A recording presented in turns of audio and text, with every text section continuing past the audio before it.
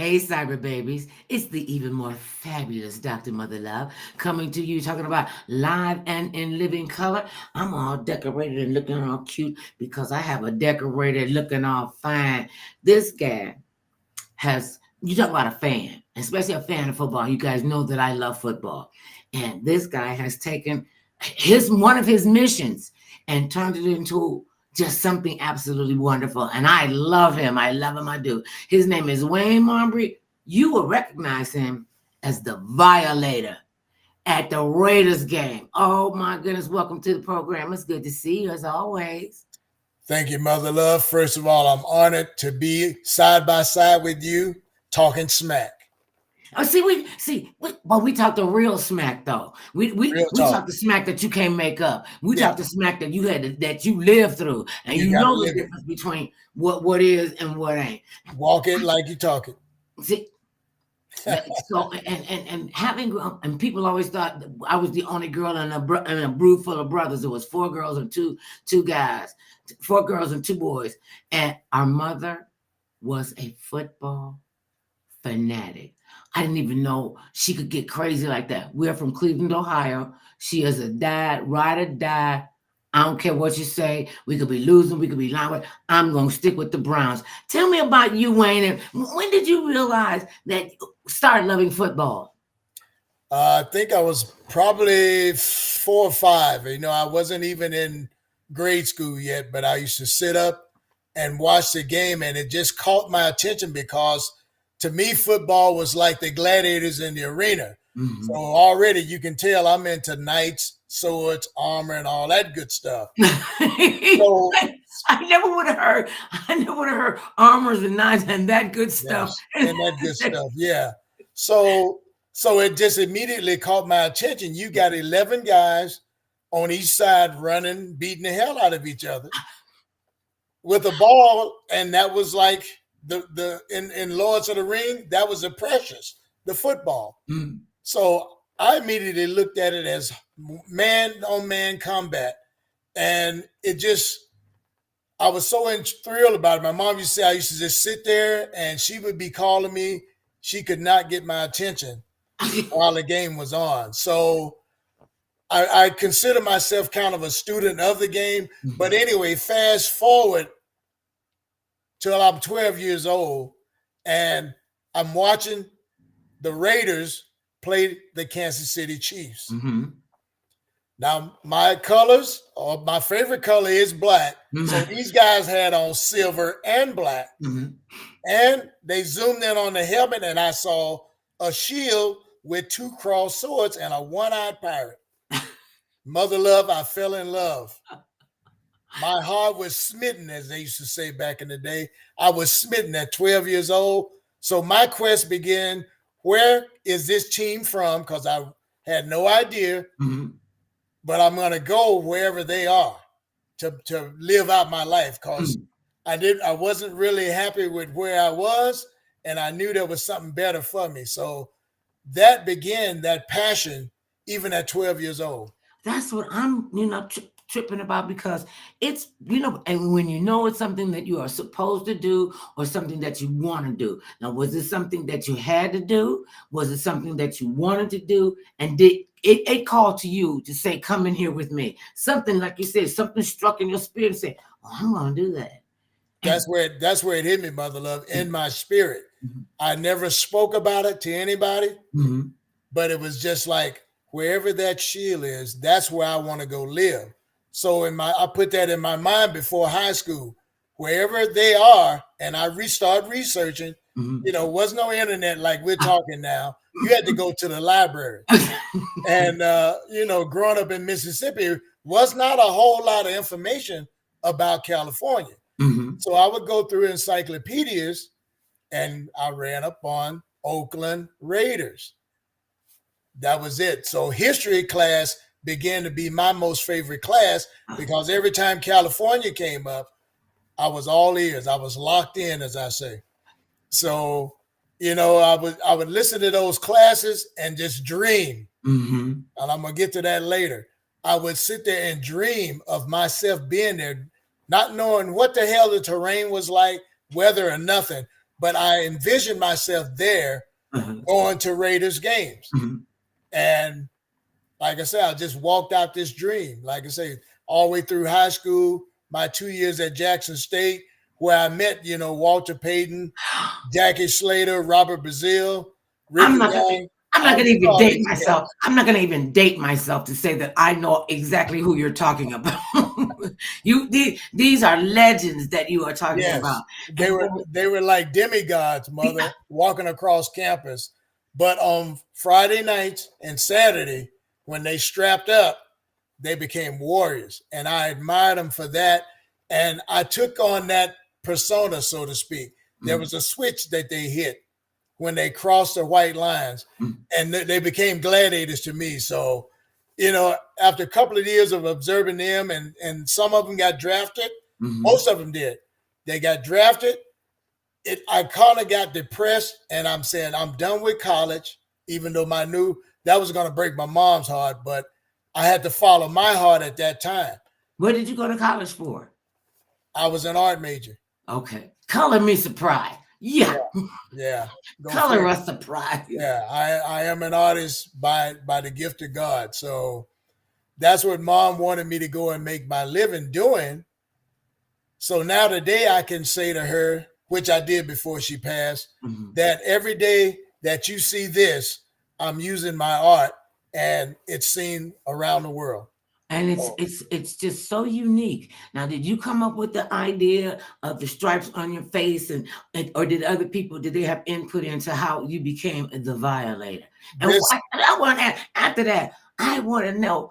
And I'm just going to tell. So go ahead and tell the story, and I'm gonna tell mine right after you. Go ahead. okay, all right, let's do this. We're gonna play some handball.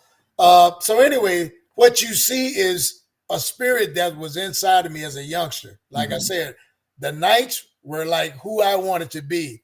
The superheroes were what I thought I could be. mhm, They were the good guys, but they were strong.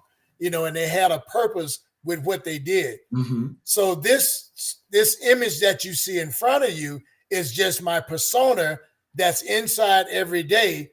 When I paint him up and dress him up, you get to see him live, how I feel all the time. So it's just a kindred spirit that all of us have, but now I've got an outlet to let this guy breathe and touch other people. And you do, and especially when I watch you around with the kids. And now, is it really only one of you, or is it like 11 violators? Because I see you at every Raider game. It's only one. It's Now, see, only one. that's when you know you're a bad motor scooter, because Yes. and you bring such life and such energy. And what I wanted to let people know that, yeah, this is a rough shot persona, and he's playing a violator like a gladiator, and you are also a gladiator at heart, because I watched you with children. I watched you be around, especially the young guys, who really don't know where to go, what to do. And I watch them, come up next to you. And he couldn't have been no more than 12 or 13. I don't even remember what game it was. But I saw you embrace this kid like in the awkward stage, they don't know what's going on, and hormones is going wild, am I losing my mind? And you just put your arm around this kid. And I could see his body language change just by you putting your arm around his shoulders. Just like conversation is a way to plant seeds, Mhm. touching somebody, you exchange energy. So when I do that, they feel love, not they don't feel intimidated or anything. And you can feel them relax. But once you get them that close, mother love, that's when I'm finna get some on them. Because all I am is a mentor sharing my wisdom through my travels, and everybody's different. So hopefully something that I say will hit a spark in them and just have them to raise their self-esteem, because we are the sons and daughters of the King. So nobody really can touch us once we realize our purpose. And And let me that's say, what the whole journey is about. and we gonna let them know, if when you aim for the king or queen, you better not miss. Can't miss one You shot. can't miss. And see, when did you? understand and at what age and where were you going through that you could even be able to talk about God and share your spiritual journey, because a lot of people don't want to hear what we have to say about that. And I mean, and you do look intimidating. I mean, I know you're not intimidated, and that's one of the beautiful things about you. You might look intimidating, and then when they see past the stripes and they hear your heart and they hear your voice, because you got inflection. I'll be paying attention now. And just something simple like putting your arm around a young kid. I don't even know if you said anything to him, because your back was kind of like to me. And I don't even know if you said anything. I just saw this kid go from like this. You put your arms around it and they went like this. And that was what I saw. And to have that, when did you know that you had to incorporate your faith walk with what you do, but being, the diehard Raider Nation do or die, you're trying to drop a water killer rock for a Raider Nation person. Talk about it. When did you know? When did you realize I have to do this? Well, I'm gonna go back in time a little bit and then fast forward. Okay. I was brought up in the Southern Baptist Church, so Sunday was not only football day but church day. So I was the type of kid that used to walk out in the clovers to get my foot stung by bees so it would swell up, and I couldn't get my shoes on. That was going to be a Sunday. I'm going to get all the football in before Mom got on. Wait a minute. You got a plan. You had a plan. I'm just going to walk in, let my feet swell up, and walk back on. You had a plan. Yeah. Where did they find out that you were up to this kind of skullduggery? Look, that was the Dennis the Menace, I call it, in me. That was the Dennis the Menace. But, it was, and my teachers used to say, you have a very vivid imagination. And I took that as a compliment. Absolutely. So, I tried this trick a few times and it worked first couple of times, and Mom caught on to it. Because every first Sunday, we're going to be there all day. All day. So every first Sunday, I would go the Saturday before and walk out there and get my feet stung up, so I couldn't get in those wingtips that she used to have us wearing. And I hated your those toes shoes. Are like this. Yes. With the little stamp on the toe. Everybody knows wingtips. Now that's a fashion. Back then, we call them brogans, but you couldn't tear them up. And they would jam you up, and they were also heavy. They were heavy. Yes, they were heavy. Made you, you was like clunker, like a Frankenstein one. Clunker. Yes. Like Clydesdale, you would hear us coming wearing those. And back then we wore taps on them too. So don't be able to dance one. See, this is the kind of stuff that when they talk about going back and Renaissance and having the memories and what have you. I mean, I had great memories of growing up. Oh yeah. And that's what I don't see in our kids, because it's so dangerous out there today. When you got to pray for your child to go outside to go to school, and Lord Jesus, let them get back home safe. And that's real. All the children come back home and safe. And you can't seem to grow in the grocery store, or into church, or any place and have to be cognitive of what if somebody comes in here and starts shooting up the place. That's taking up so much of our energy and so much creativity away from the world, because you got to focus on this crazy stuff. Now look, bouncing off that, what you just said, in being in church all the time, there was a book called Revelations. The end book of the Bible. The end times, they call it. So I'm going to say it now. We are living those times. We're in those times right now. So as a kid, I remember all that talk, and it was like, oh yeah, you old folks think you're going to scare me with that fire and brimstone. I ain't buying into it. But going back to your previous question, when it hit me that the Spirit was there and he had been walking side by side with me the whole journey, I was about to retire from working as a construction worker. And I was disabled and I didn't really know yet, but I kept hearing a voice say, go and get yourself checked out. Mm-hmm. And I ended up getting an MRI because, the HMOs out here in California, especially, I had to go through the gauntlet, go to see the chiropractor, and they would crack you And then 2 days later, I'm back in the same position of pain. Mm-hmm. So I'm thinking that ain't working. So they went to PT, which is physical therapy. After that, Mm-hmm. that didn't work. That caused me more pain. So Mm-hmm. once I went through that, and I go back to my what they call your primary physician, Mm-hmm. and he's looking at all these results and what happened through each session. And I just hit him up and I says, "Look, doc, what's the next step? I was calling it a CAT scan, but it was really an MRI, which what I needed."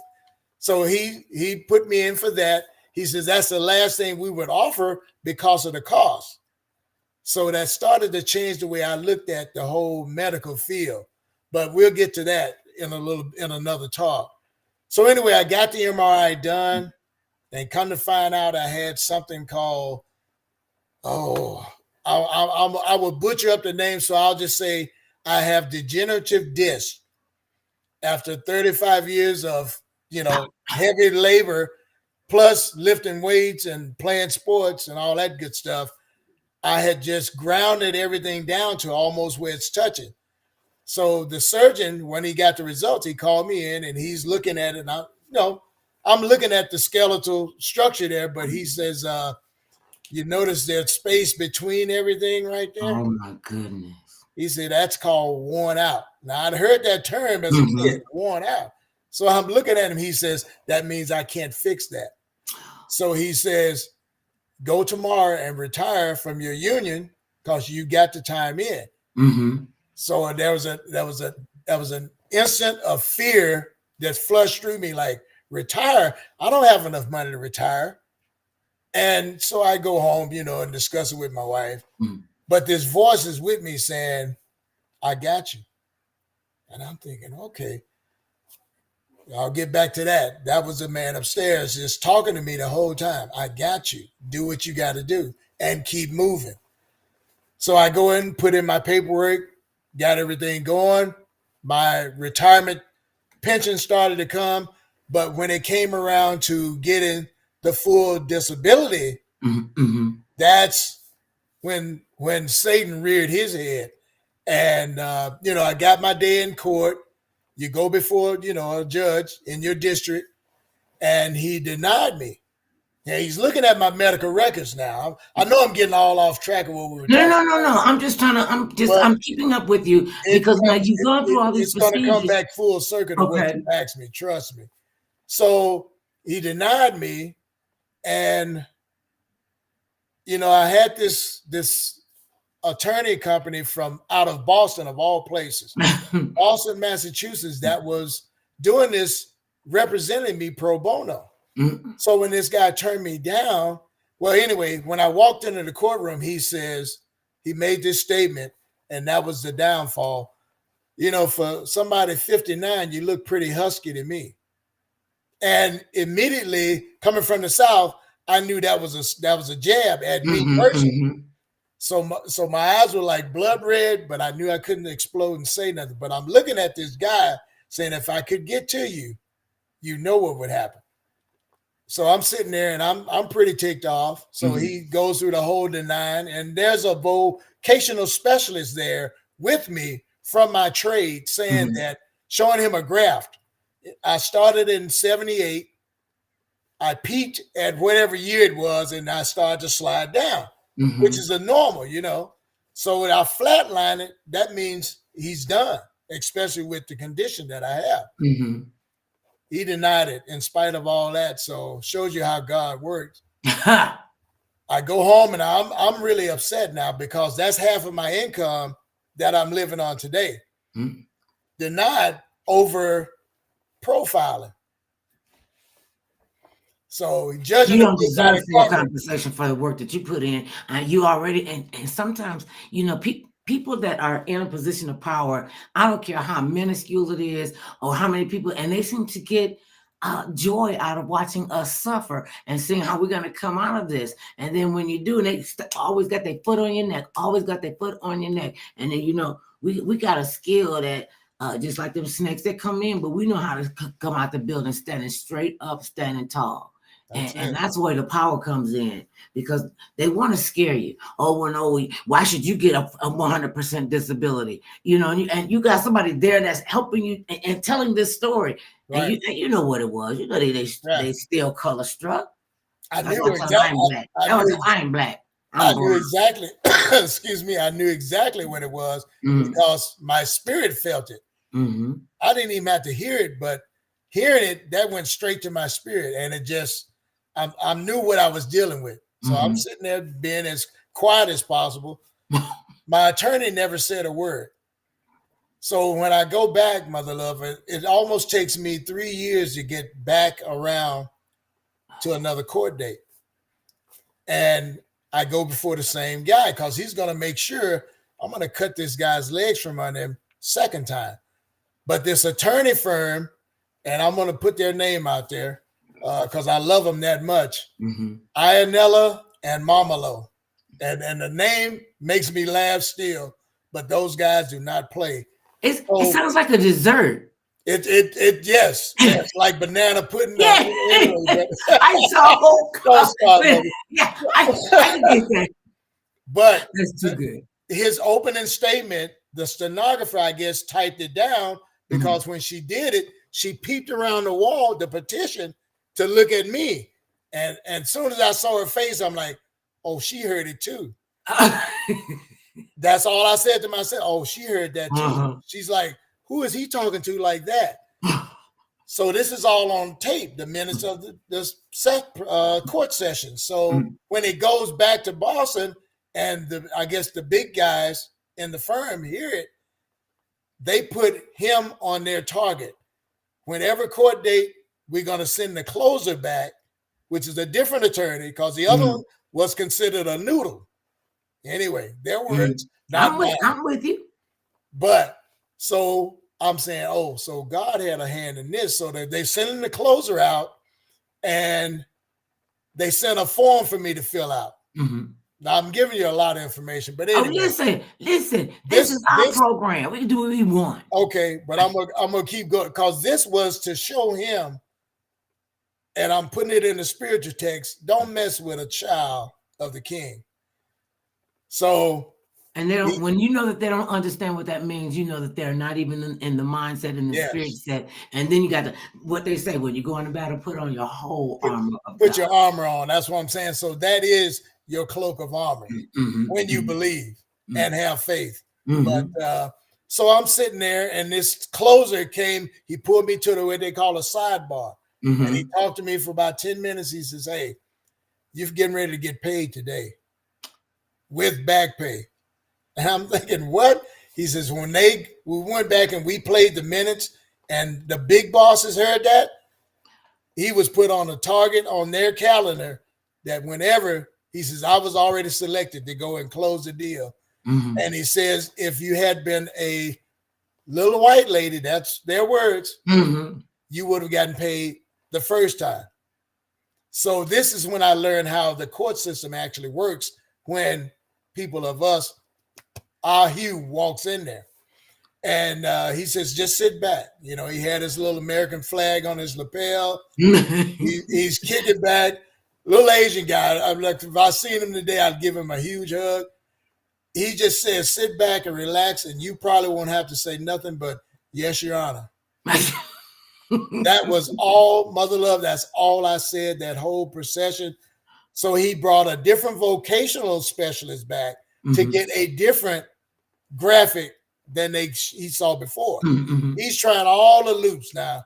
So it shows you when God opens a door, no man can close it. So I'm sitting there, just like I'm sitting now, watching him. He says, just keep your eye on him. So I'm watching him as he go through the pages, and he had this blase tone. Yeah, I'm gonna nail this dude. The next time when he got to that second to the last page, I saw a lump in his throat. And he started to turn a little bit bright, if you know what I mean. And I'm thinking, oh, something is happening. So he had to read all this stuff out aloud. And it said that, you know, I had signed my name on it. So he looks at me first, like, what the hell? So What? there were 22 attorneys in that office, and they all got whatever percentage that the office was supposed to get. They had They to all split it got up. that same amount. Mhm. Plus, I got retro pay for the year and a half that I had to wait to go back to see him. So God is good. So All the time. And yeah. you know, when you do something like that, they go, okay, who is he talking to? How did he know that we should be doing Oh, I this? got that look now. I Oh, got I that know you look. did. Oh, I see, got that look. listen, and when we have to go to court, and that's one of the reasons if I ever have to go to court again, because you know, in this business, people want to sue you. You know, they think you're chewing green paper and drinking ink and running in the bathroom, rolling out $100 bills, and it don't work like that. And when you speak truth to power, and you know you got people on your side, you can and listen. You just said it yourself. What God, the doors God opens, no man, no company, no entity can ever close them.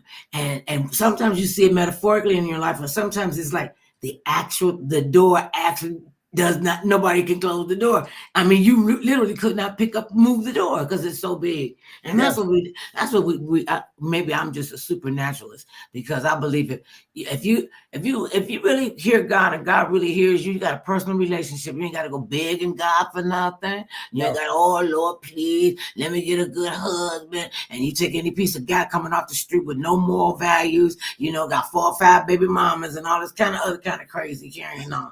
And so to see, and you know, it's crazy. Look, see, but we married. Could you imagine being single in this environment? Yes. Most of them wouldn't even come close. Not to say that you know, my husband and your wife are better than anybody else. What pisses people off is that they like us anyway. Mm-hmm. And when you have that right one, and I'm gonna put that out there, when you have that right one, you become complete. There is a balance right there. You know, regardless of each other's extreme, when they come together, you know, that yin and yang symbol, that means something. So I learned that over time. Yeah, see, I'm gonna do my yin and yang, but because I'm coming to I come to the table with him whole. Because I can't fix none of that. Listen, I am a wonderful, awesome mother. I could have been on the front page of the mommy the mommy book, raising our son. I couldn't teach that cat how to be a man, how to be a black man in this racist country. You know, you got to sit down and tell your 12-year-old son, you ever get pulled. He's 12. What the heck would he need to be pulling the police over? And I remember one time, him and his friend, they got into some trouble, right? They was in a store doing stupid stuff that teenage boys do. Okay, when they saw the police coming, everybody ran except him. Yeah. He was like, man, come on. He said, why am I running? I haven't done anything. Okay. So then when the police got him and talked to them all, they told the boys, we're going to wait till your parents get down here to come take you up. And you got to explain this. Our son said, he said he was sitting in his chair. He thought his face was just going to melt because he was sweating so bad. Oh, yeah. Because the police officer said, oh, no, I'm taking you home. And he kept saying, please, can't you just lock me up? Can't you just put me in jail? I think, no, see, you don't understand. My parents is crazy. But please, just don't take me to my father. Please don't tell my father. Oh, my God. I mean, but you know, mother he love. A tall guy. And I could see, and we could, you know, doing that parental look. Yes. Said, this is better than bubble gum. Yes. and sometimes all it is just a look, like you said. But that's how we were raised, to have respect, first of all, for each other, and definitely the elders, because anybody I used to call my neighborhood the village. Mm. You know, they said it took a village to raise a kid, yes, but all of them could beat your butt if you got out of line. And then there was a second one once that word got home, that you messed up. So having that humble upbringing is... See, that was kind of crazy, though. I mean, let's just keep it real. That was kind of crazy. You done got into some trouble. You done got caught. Yes, you need to be reprimanded for it. And then she says, go out there and give me a switch. Yes. Come on now. Matter of fact, get 3 of them so I can braid them. Right. Come and on, mother. Braid it. Like, so she can braid it. 3. And they better not break. They better not break. Don't bring me the little wet. Don't bring me the little wet ones. I want you. And you got to go outside, and it better not take you more than 5 minutes. So I learned how to count in 5 minutes 65 times, and I was like, okay, she got to be to calm down by now. So I walk her to the door. She said, oh, no, get him to me. See, when she called me a heifer, I knew I was in big trouble. I was, Yes. heifer, get over here. You know, and remember how your mother and your grandmother could do this to you? You could be way across the room. Y'all in church. Mm-hmm. Turn that head and lower that head. That ain't good. See, and now, if you strike your child to discipline them, they'll take you to jail. They'll take you to court. I used to tell my mother, I said, you can't just be beat on me like this. This is when they first started having the child abuse center calls and what have you. And I was like, I'm calling the Betty bitch, the Martin, but whatever the name of it, because you can't be hitting me like this. She said, wait, hold on. She put down the phone. She said, hold on. Now, this is who you want to talk to? I said, well, yeah, Mom. Okay. I don't think you be treating me fair. She like, fair? Do you pay rent up in this piece? When's the last time you bought a bag of Don't make me go down the list. She said, you only got to get one. And they just like cut through. And these kids, quiet as kept. A lot of our young people really need to have some strong guidance and direction, not beating them down, not always bringing up their mistakes in their face. To understand, oftentimes it's not a what, it's a why. Yes. And these kids don't know how to cope. I mean, when I grew up, there was no, I mean, I didn't even know what the word divorce meant. It always sounded like like one of them nasty words, like, she got the, I'm like, yeah. Nobody in our family. In the neighborhood, all the families were intact. The dads got up and went to work and came home and, they did the family thing. We grew up with a large neighborhood. We had 3 families that had 14 kids in each family. Wow. And that was like in an arm's reach. And I was like, so don't mess with us because, we kind of crazy people in the projects. We don't take care of each other. Exactly. And we're going to take care of each other. Exactly. And they don't understand about camaraderie and the importance of siblings and sometimes sibling rivalry. Because if you're now, you got brothers and sisters. Oh yes, and I know about the rivalry. Yeah, that was some knockdown, moving furniture, but we straightened it up before Mom got home. Okay, listen.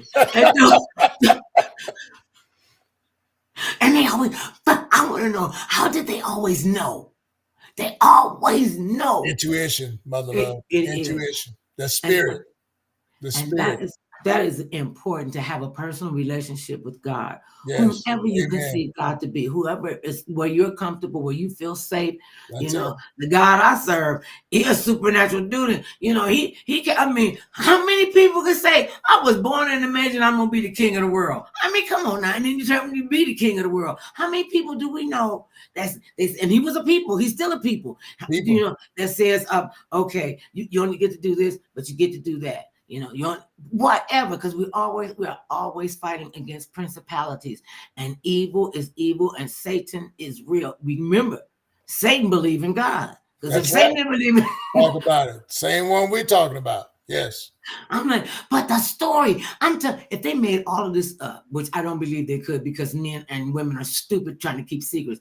He said, I am going to take this down and I am going to build a kingdom. I will be resurrected and be here with you and in the next life. I mean, they put him in a tomb. Yeah. They put a big giant rock in front of it. Okay, they walked away, man their own business, come back. I'm gonna say, wait, and the rock gone. And he gone. Yeah. I'm like, wait. Then he walking down the street and meeting people. Oh my goodness! When Simon heard it, he could have crapped that. Shut up! You can't say that about me. But you know what I'm talking about. And, and the fact that we have instructions in the Bible, and I understand the Bible was written by a man. That's why he got the King James version, and I want the Mother Love version. I'm taking all of the parts out. Mine to come up with like maybe 18 books because we got 66. See, mine will be a short read. See, I know. Bless Lord. Shut up, Mother Love. Short and sweet, though. Keep it short and sweet. And to see them change before your eyes. Tell us about some of because you do a lot of work with kids. Tell us about some of your success stories with the kids and in your walk and what you do. Their Mother Love. Yeah, I'm glad you brought that up because that was another time that the Spirit was always speaking to me. I got involved with these kids through Smiley and Janice. So I'm giving them a shout out. You already know who they are. I already know. What's up? But to the world, that's the Raider Nation for Life Car Club. And this couple, I knew them before they were a couple, but I met Shaleaf through Smiley, and I call Shaleaf my Raider poet, and that's what it just.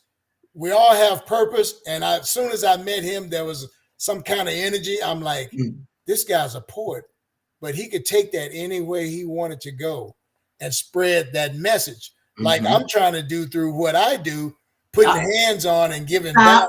Stop. I don't want to hear I'm trying. You are doing the doggone thing. You are doing it. I'm not going to allow you to even think that what you do, and you said this earlier, and I just had to hold it back. It was something that you said. It'll come to me, White. I'm going to be in the bed sleeping. He said, okay, I know what it is, honey. He was like, just baby, just go back to sleep. I dream in color. And like I talk in color. I talk like I'm drawing a picture. So I try to explain myself, and you see I'm talking with my hands. So I'm creating a picture as I speak it to you. So getting back to that planting seeds and all of that, what I'm doing is just showing what I saw my mom do and just care for other people. So when Smiley took me to this first event and I met these kids, I remember feeling myself kind of trying to push back. I didn't want to feel what I was feeling. But what were you feeling? I mean, what were you feeling? It was just that feeling of love, but it scared me. I'm like, am I getting this just from being around these kids?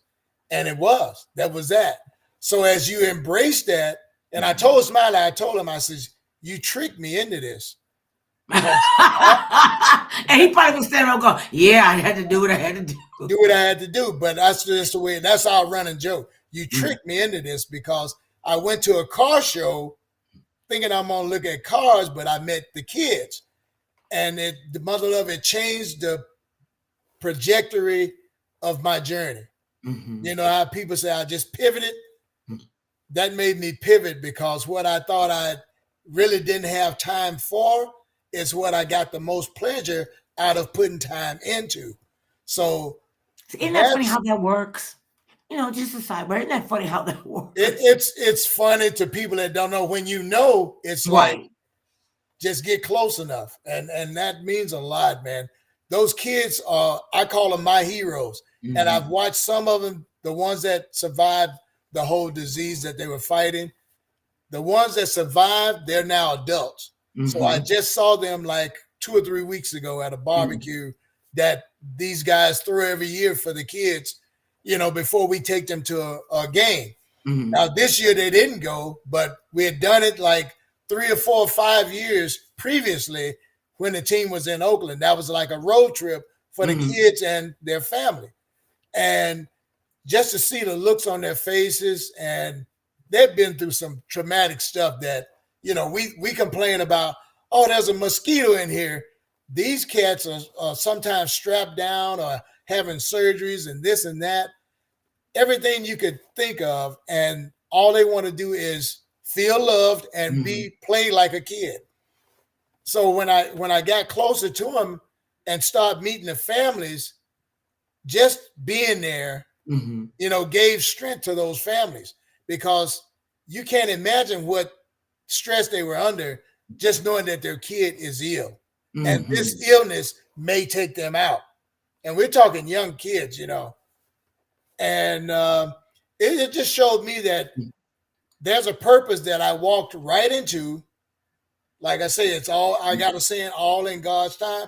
I walked right into it, but by me not running, it strengthened me. It's when you put this on now, it's a whole different meaning than it was when I first started back in 91.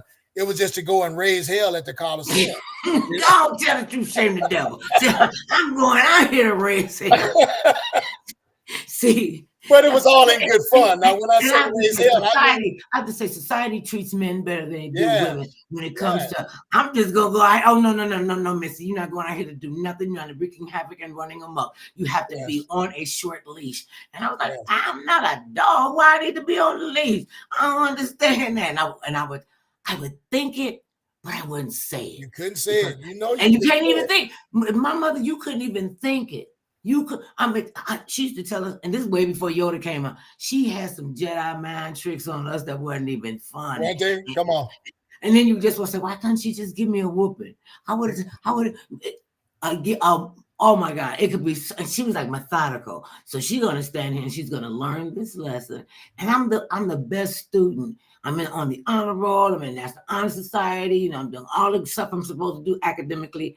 Okay, but everybody wanted me to be at their parties because I was like the party. Yeah. I get you. And so that got me in a lot of trouble, you know, because when you in the party store, you better be here by 11:30. I'm like, Mama, we don't start pitching the witch by 11:30. How I'm gonna be here at 11:30 and I'm way across. What are you doing way across the town? She knew it, and I just had to learn to say, okay, you got the Jedi mindset, and a lot of our mothers have that. You know, they'll call you up and say, baby, how you feeling? I'm like, oh, I'm okay. You don't sound okay. You don't feel like I'm like, is she putting some more Jedi stuff on it? You gonna tell it. You gonna tell it. So when you first put on the face, now is this your design? Oh, this design, yes. Now that's back to the question. Yes, this is my warrior design. It's like I'm getting ready to go to war in my mind, but those stripes represent the officials on the field. Okay. So really, I want to tear a hole in them too, because they're in the way. But okay, I'm walking with that one. I don't want to tear a hole in that. Okay, that just sounds bad. Well, I'm just saying, I'm just keeping it 100. But that's it. Everything represents something. The spikes, that's the pain that you're gonna feel when I get to you. So he got a plan. He has a plan, people. It's mother love. I learned that from my father, who was like a career military guy, paratrooper. So you know it was a little squirrely. You know, and he would say, if you stay ready, you ain't got to get ready. You got to get ready. So that's kind of like how I roll. And I'm thinking ahead. I'm thinking ahead all the time. So and do you still hear them? Do you still hear your mother? Sometimes? Every day. She's look, they both would say when you start hearing the tapes, the seed is wet. Right. So she was planting seeds when I'm saying I ain't trying to hear all that. That's too busy. That's gonna take up too much time. Yeah. I'm all about instant gratification. Yes. And I would say that you gotta instantly gratify yourself out this door and go to work. I've been working since I was 14 years old, and so in my era. We were in that gap between, the 40s and the 50s, mom and dads, and doing all the stuff and, looking all nice, going to the trash can and, all of this. And then we got caught in listen, women, you can do whatever you want. Go to college, get a good education. You don't have to go out here and want to be, get married or have kids. What did you say, woman? I can have a choice in it. Oh my God. But I heard that part. Inspiration. That's why this election is so crazy. Women and men, we just gonna all have to pull together to keep our democracy alive. And when you think about that, we have to be democratic in most of our relationships. You're gonna give some, you're gonna lose some, but don't just figure out that you need to take the whole pond. That's what we're gonna have to keep them in line. It's enough pie to go around. What keeps you focused? Hey, it's enough pie to go around, and then and mom say you could give away some, baby. So, like I say, a lot of those characteristics I carried within me. Those were the seeds she was planting. So my job or my duty is to pass that on to somebody else. Everybody I meet, that's my mission, is to just touch them with something that will enhance their life in a good way and that they can pass on. So I got the whole seed thing. And when you speak it into the universe, you can't suck it back. You give it life. And I know what my assignment is. I know. And I didn't know. And when God was having that conversation, oftentimes we'll try to talk God into it. Well, why you got to do? You don't have to question the Lord. You ain't got to question his motive. You ain't got to question his modus operandi. You just need to be still, be quiet, be obedient. Sit still. And even in this day and age, when we talk about having a long marriage and relationship, and how long it is, and how do you get to that point? What's your magic potion? There's no such thing as magic potion. This is an everyday rock fight, and we got to fight together. Yes. Because when you walk outside that door, people don't care nothing about you being a violator. How we gonna take you down? Can we get a piece of that action? And That's right. let's talk about Talk this, about it. especially for our young people, the importance of being in the business. You are in the business of bringing the violator out to all of these games where the Raiders are. And I don't know if I said this, told you, my husband, you met my husband on Oh many yeah. occasions. He'll say, if it was left up to him, you'd be on once a week. Because he loved True. y'all. True. But And to but get like that I from such a say, black. Mhm. it look, I'm welcome to come. Like I say, it's an honor just speaking with you today, because the last time we spoke, and you can go back and look at the tape, you said something that kind of almost threw me off the chair when you said something about God had a plan for me and I was Mhm. going to preach. And I kind of pushed back like, no, I don't know about all that. And That was at the LA Talk radio station where yes, we did the LA Talk. videos. Yeah. And I kind of pushed back, but inside of me, I'm saying she's speaking the truth, but I'm just not ready to accept it right now. So what I'm doing now is doing my version of, I guess you could call it street ministry, but it's Mhm. not so much scripture wise, it's experience wise, Mhm.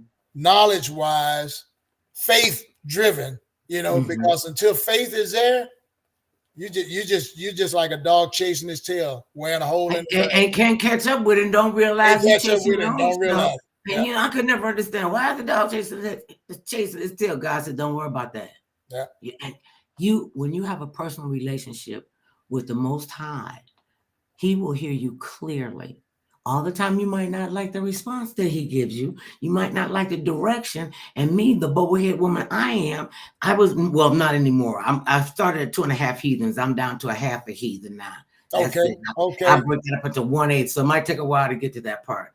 But when the word came to me, my aunt used to tell me this guy was all the time from a little girl. She said, "You gonna be an evangelist." I'm like, I don't even know what that means. Mm, And she would tell me that all the time. You're gonna be an evangelist. So then I had to go look at evangelist, and it wasn't it was in the Bible. And this is the people that go out into the community. I'm like, well, why would you send me to go do that? Why not? And I'm the queen of snappy combat. I made it killing off of that. And I went,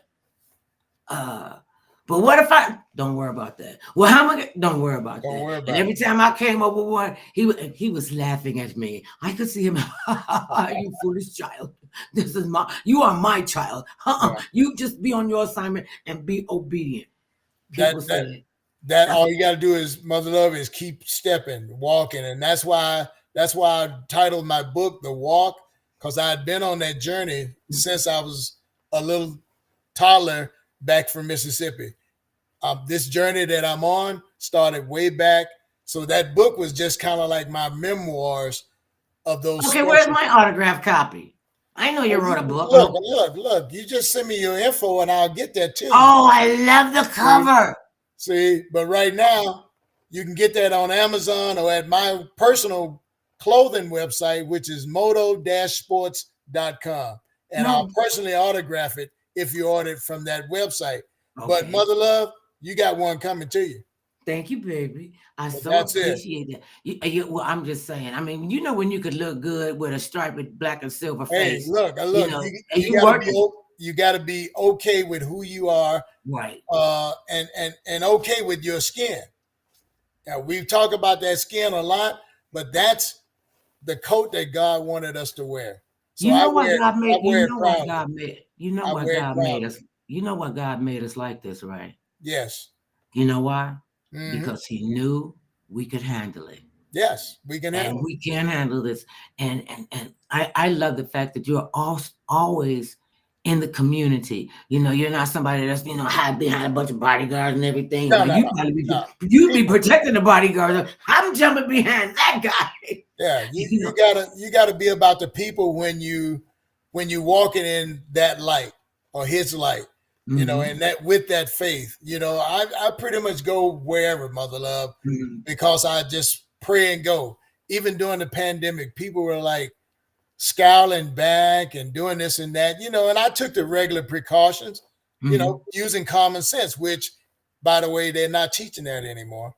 And isn't that something? I I, just wanted to was pass that wondering out there. about that, Yeah, yeah, Listen, I knew we was in trouble when they took the arts and took gymnasium off the curriculum. And they yes, wonder how come so many of our kids are not just fat, chubby kids. These children are morbidly obese. A lot of them might not make it to the 21st birthday. And yes. they think, it's no big deal. And I understand.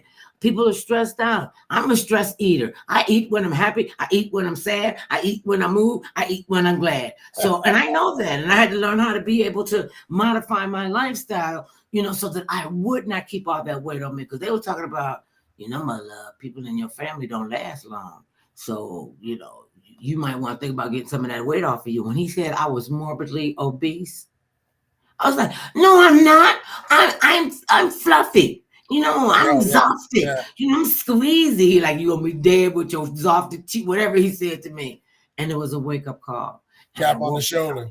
I Yeah, was at a red carpet event, and I saw myself outside of my body, and I was like, I can't be sick like this. I know something is wrong. I'm like, I got to get a jump start on this, and I haven't looked back. You know, that's good. That's and, good. and it's so important. Especially when you know, mother love. When you Especially know. when you know. So And we can't help everybody. I mean, I got so much pushback from family and friends. We all have type 2 diabetes, or they have heart disease, or they got yeah, lupus, or they got some other kind of chronic condition, COPD. Ask them about changing their eating habits. And the first thing Black people say is, well, I don't want to eat no diabetic food. yeah. I'm trying to figure out what's that mean? What's that mean? Yeah. Yeah, what's that mean? Yeah. Diabetic food. Isn't food? Food It's is food. food. Yeah. And I'm like, and we don't want to eat the right things, and I know people are eating because of stress and everything that's going on and what's going to stop us, what's going to help us.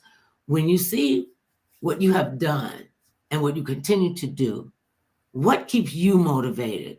What makes you say, Wayne, you got to get up and do your thing? It's the motivation is just the fact that I get to wake up every day, don't have to punch a clock, doing what I actually love to do, and then seeing the rewards and like I said, just the goodness that comes from it, that warm feeling as we call it. When you get that warm feeling, you want to embrace that as much as possible. So, 33 years of me striping up, painting up as I call it, every Oh, I day. love that painting up. I do that the same thing with my makeup, but I only Yeah, put it on my eyes and everything. but see, I want to have that. you guys call it makeup. I call it war paint. See, there is a difference there. It's been war paint. Yeah. It's been war paint, and I was the first one and the first girl in the family to start wearing makeup. And they were Okay. like, "What you in there doing?" I'm like, "I'm putting on my war paint." Because Yeah. I could go in and make my face look any kind of way, and I don't mind having my face decorated. But Yeah. he told me, "No, you're not going out with a striped face. Let him do what he does, and no, you're not striping up your face." I don't have a problem with it because I know what's up under here. Crazy is up under here. Okay, I can't believe let's talk about when you're not in the violator mode. And are you ever in the violator mode? I'm never not. You Never. just, Yeah. like I say, you only see it when I allow you to see it. But I'm Okay. always in that mode. That's just And, me. and that's really good. What would you say to some of these other young men who might want to get into a field like that, get into a field of especially mental health among teenagers and the young people? I mean, I never would have thought I would have heard an 8-year-old girl has to go to therapy Oh, because yes. she's been shamed on the internet. Yes, that's And I'm real. like, That's So all cyberbullying. you have to. Yeah. We're losing too many people to unnecessary deaths and and all these drugs and stuff. And one thing I'm glad about, I didn't come out here with no drug issues. I did all my drug issues before I came out here. And so if they want to give me drugs and or alcohol, I carry a big pocketbook and put it in. I'm telling you way too much. What? I do take tinfoil with me though. I ain't got no shame in that. So when did you decide that this was gonna be what you? Because you've been doing this since I've been out here, and I've been out here 35 years. Shut up, mother. Yeah, you have. I've been listening to you that long, but 33 years this year I've been doing this, and it's become my therapy because now that you can see what I feel like, let's talk. Once we get past all of that, let's talk or let's embrace or let's share these moments, when I'm taking pictures with fans, I always tell them now, let's make this a memory now. So they pay a little bit more attention to the Mm-hmm. photo. You're making a memory. So you can look back on it 10 years, 50 years, or your grandkids can look at it. But we shared this moment in time because that's all we got. That's all we got. And quit moaning about yesterday. Been there, done that. Got the funky T-shirt. Let's have the gate today. I tell people this is why today is called the present. It is the Yes. present. It's a Stay present present. of Stay present. time, of emotion. And I like to wake up my box with my box sitting on the bed. So all I gotta do is pull the ribbon. And sometimes I just wrap a box up just so I could tear it open. You know? Mm. And, it's amazing. It's hard nowadays even to get adults to return to church and return to the temple, return to a sense of needing and longing to have a presence with a higher power than yourself. And we don't do it. We cannot. People get on my nerve when they say, "I'm a self-made woman." Wait a minute, did I miss something in the osmosis with the sperm and the egg and the over? What do you mean I'm a self-made? You ain't a self-made anything. I don't care how much money you make. And let me tell you, Quincy Jones, God rest his soul. God bless. He's Yes. God. I mean, did he put down some footprints? Yes. For And all that's of what it's about, Mother Love. Leaving some footprints. My journey, I call it the walk, but it's a blueprint to where my legacy will lie once I'm said and done. See, I don't think you're gonna ever be said and done. I don't know why you keep telling yourself In the that. physical sense. Okay, I heard this the other day, and I never really thought about it like that. They said there are two deaths. Your physical body dies and your soul is released to the universe. And you die a second time when nobody remembers your story. Talk about it. Well, I said, now that is really, really profound. That You know, that that brings my Dennis the Menace up when you say that because what? I'm just my whole journey from getting from Mississippi to Cali was that once I'm done, because we all, all knew all of that one day we won't be here, but it's leaving stories behind and you have to do something worth talking about for stories to be told. So I keep all of that in mind as I go out in the world on a daily basis. I don't care if it's a complete stranger. I greet them with love. My mom used to say, even kill your enemies with kindness. Oh, the word hall beside you, Lord have mercy. Jesus, let me somebody come hold my mule. Because I got to get him and run around his desk. And people don't understand that. I remember the first time I saw somebody get happy. Remember in the Baptist church they would get happy, and they get to screaming and falling all out. And I'm like, okay, what's going on with that? Why is her dress up like that? Why she pull her hair off? I don't know. It scared me to death. And they would say, that's the spirit of the Lord. And I'm like, okay, I don't know if I'm going to be involved in that. That looks like a lot of work. But when I got there and I was able to stay there, and what am I looking for in a pastor in a church? And people got to remember that your pastors and the first wives and everybody in that congregation are all humans, and all of us fall short of the glory. So don't be in there thinking about, he can't do that, he can't do this. I remember we went to Vegas. I go shopping. I don't gamble. So we can go to Vegas, and I see one of our church ladies there, and she just went, please don't tell it. Please don't tell the pastor you saw me in Las Vegas. Why would I even have a conversation? What would make you think but that's that guilt. See, I'm not going to do the whole guilt thing. It takes too much work to hate and to keep that crazy. 90 seconds. Keep it sustainable. It's just not, doesn't work. No, it's so not. When did you decide to write the book, The Walk? Yes. Well, like I say, when I'm doing that, it's kind of telling my story or getting the world to know me. And you can be different, but different doesn't mean you don't have purpose. We all are brought here for that. We have a purpose. When you find a Mother Love, it's like going down Niagara Falls. It's like you don't even worry about the bottom. You just enjoy the ride. 60 seconds. And you were right. We do not worry about the ride. And, and even if you fall off the cliff, because I done fell off the cliff. I've been pushed off the edge of the cliff because they thought I was looking too far ahead. And, we got to get control over her because she could be a problem. I said, you don't even know who I serve. You don't even know. And God said, look, and he told us this. I got you. I got you. He told you. He had you. He has you. You hear that? Once you hear You that, can go move mountains. That's why we make a lot of crazy and have a great time. Tell people how they can get in touch with you. you can get a hold of me on X at Violator 57, Facebook Wayne Mabry 57, Instagram at Mabry Wayne. So it's very simple. As long as you see this 10 face, seconds. you're in the right place. Thank you, sir. It's always a pleasure to chat with you. You know, I love you guys to pieces. And next time we talk, you have to tell me what's wrong with the Raiders. We will get into that. Hopefully, I wanted to tell this story.